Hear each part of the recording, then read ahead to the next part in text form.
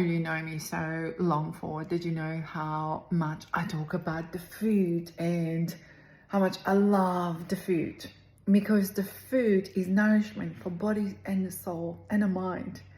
So if we're eating a food which is prepared by somebody who's cranky and wasn't in a happy mood, that food doesn't matter how glorious and beautiful it is. And at the moment, I've got pomegranate seeds, I've got feta, I've got dandelion from my garden, I've got lettuce from the garden, there's capsicum in my salad. If it's prepared with someone who is cranky, well, that energy is going to transpire into the food, into the coffee. We're ordering coffee at the coffee shop, for example.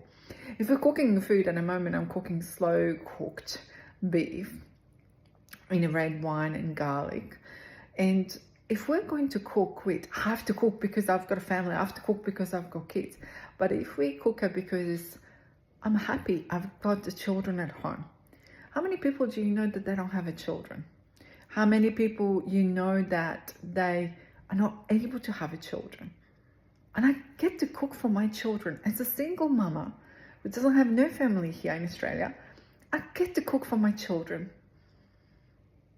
And yes, someday you can be a little bit stretched, but I think about it is I'm nourishing them with a mind and body and a spirit. So I want you to pause for a minute and think about it. Are you just feeding them because you have to, because they're hungry? Or can you go within yourself and say, but I get to do it. And I get to put this tomato and a feta and a pomegranate and dandelion together because it is just absolutely amazing and a superb salad. And my kids always said this. How come the simplest food from your mum tastes amazing? Complicated food tastes amazing. I go, it's always made with a pinch of love, because that's what my mother taught me. And she always said, don't cook when you're cranky. Don't cook when you're cranky. And that is so true. And when we're driving a car, if we're cranky, are we going to have all the red lights, or are we going to have a green lights? But when we're in a good mood, things just flow and just go, and it's just a breeze.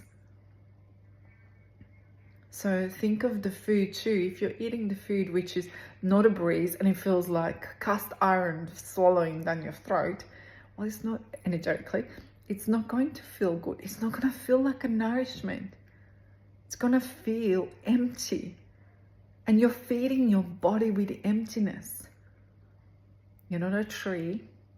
You can move and you can get yourself a beautiful food and prepare it for yourself. So this is your invitation for today, to prepare a nourishment meal, whatever that is. I'm not here to tell you you're supposed to eat paleo, you're supposed to eat this, you're supposed to eat that.